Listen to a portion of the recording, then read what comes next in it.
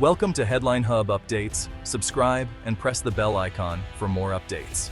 Manila, October 6, 2025. The South China Sea is crackling with tension after a chilling report. Chinese nuclear-capable bombers have landed on new runways at Scarborough Shoal. This is no longer just a territorial dispute, it's a direct threat. Only 124 nautical miles from the Philippines. Satellite images and Philippine patrols confirm several Xi'an H-6 bombers on a freshly paved airstrip. These strategic bombers, capable of carrying nuclear weapons, send a brutal message. Scarborough Shoal is now a forward base for the People's Liberation Army Air Force. The international community watches in stunned silence as the region teeters on the brink of conflict. President Ferdinand Marcos Jr. calls an emergency national security meeting. For years, the Philippines endured China's water cannons and maritime militia. But this is different. An outright militarization within the Philippines Exclusive Economic Zone. The time for diplomatic niceties is over.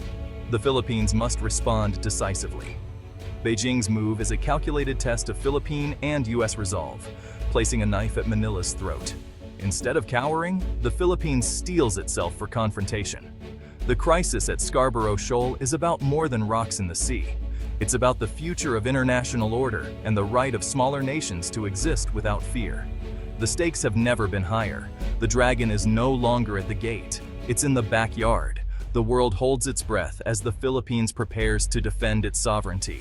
China's deployment to Scarborough Shoal was swift and shocking.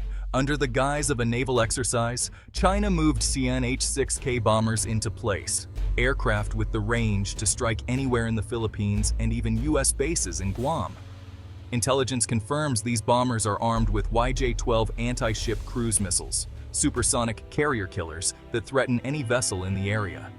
By stationing these missiles at Scarborough, China creates an anti-access bubble, able to blockade shipping lanes and isolate the Philippines. The shoal, once a collection of rocks, is now a fortress.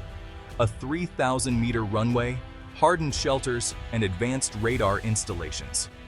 This unsinkable aircraft carrier cements China's control and defies the 2016 International Tribunal ruling. Manila and Subic Bay are now within minutes of a potential strike. The psychological impact is immense. China is now a constant, menacing presence just over the horizon. For the Philippines, this is a strategic nightmare. The balance of power has shifted overnight. Scarborough's militarization is not just a territorial grab, it's a fundamental change in the region's security landscape. The Philippines faces a new and dangerous reality. China's bombers at Scarborough mark a dangerous new phase. For years, Beijing relied on gray zone tactics, harassment by Coast Guard and maritime militia, always stopping short of war. Now, with H-6K bombers, China has crossed a red line, openly militarizing Philippine waters.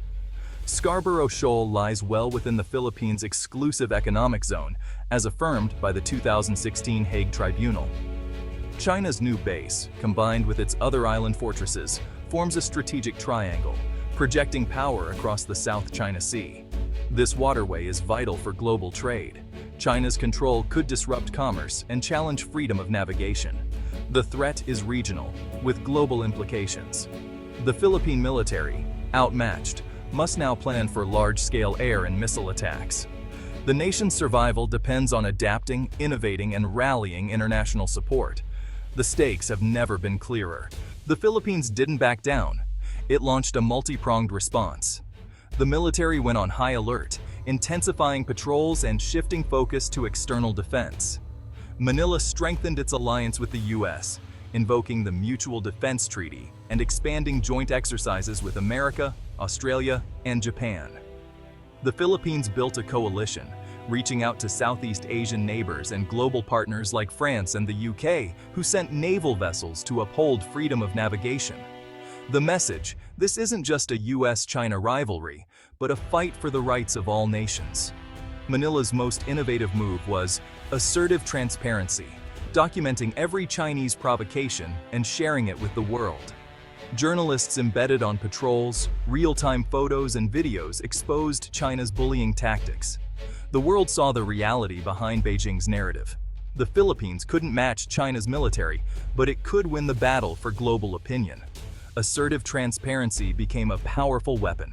Scarborough's waters became a daily battleground. Philippine Coast Guard and fisheries vessels escorted fishermen, challenging China's blockade. The China Coast Guard responded with ramming and high-pressure water cannons, damaging ships and injuring crews. These weren't accidents. They were calculated acts of intimidation, designed to force Philippine ships to retreat. Underwater, the Philippine Navy discovered Chinese drones gathering intelligence and mapping the seabed. The conflict was both visible and hidden, revealing the depth of China's campaign. Despite constant harassment, Philippine crews pressed on, becoming national heroes. Manila publicized every incident, winning the narrative war, even as China controlled the waters. But each clash risked spiraling into open conflict. The danger of miscalculation loomed over every encounter. China's cabbage tactic layers warships, Coast Guard, and maritime militia to blockade targets.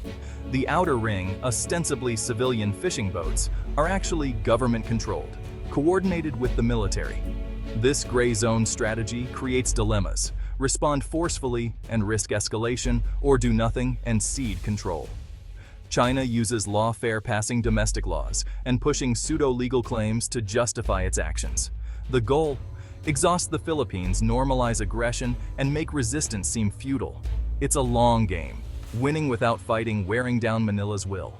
The pressure is relentless, aiming to force acceptance of China's dominance. Scarborough Shoal is more than rocks. It's a lifeline for Filipino fishermen and a matter of national pride.